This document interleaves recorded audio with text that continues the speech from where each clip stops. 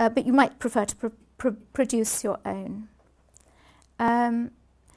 If you go for an interview and you don't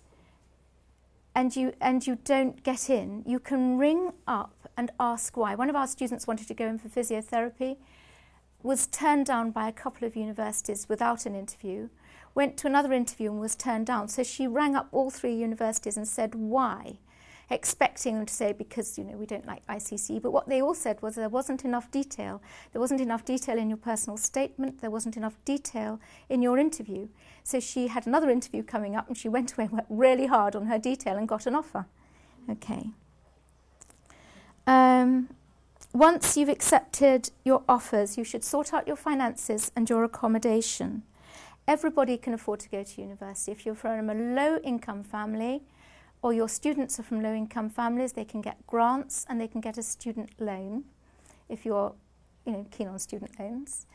If you're from a middle-income family, then they can still get a student loan, but then it's probably going to come down to dad. But also they can get jobs and help themselves in holidays. Not if they're doing medicine, though, because they only get short holidays. Parents should really discuss in detail how much things will cost, how to budget money, how to cook, how to use public transport. A lot of our children, we discover, have only ever been in a car. Some universities want applications for accommodation sorted out in April. Others are really laid back and don't care if it's not done the week before term starts. If they want to apply through clearing, they don't usually need to nowadays because we don't get any offers in the first round of applications. There's a system for applying again, the same year. But if they still want to go through clearing, it's published online and in some of the newspapers immediately after the A-level results are known on the 20th of August, thank you, on the 20th of August. So don't be on holiday then if they want to go through clearing, and they mustn't be on holiday then. And they should phone up that morning, trying the people who rejected them first, and then trying everybody else they can think of and persuading people to take them. As I've said, universities want confirmation of A-level and advanced level results by about the 28th of August. So it's no good thinking, well, I'll finish that level 3 or advanced level in September before I go. It has to be done by the 28th before that, 6 weeks before that, because you've got to get confirmation from the office. So we're talking about middle of July at the very latest. Okay.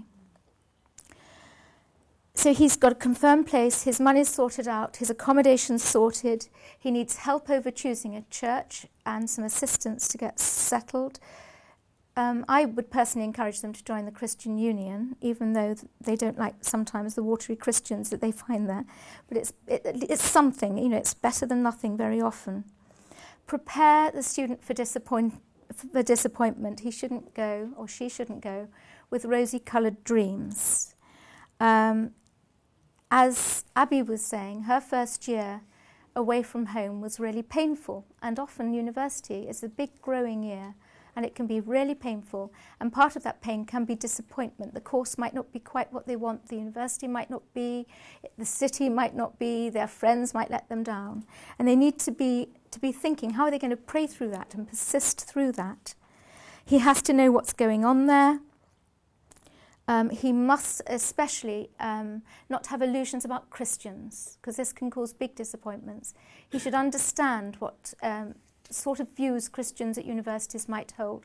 Especially, he is very unlikely to meet anybody else apart from him, or if you're a young lady, from her, who believes in creationism. Okay, they need to be prepared for this, and they need to have answers. It's a good time to explain this all through.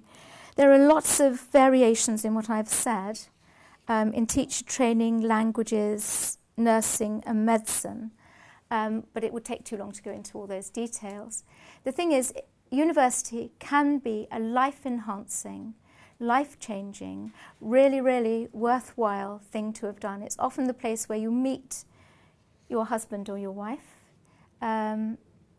it's also, as we've already said, as Lionel was saying, we want Christian educated students out there in the world, fit for service, fit for the Master's use.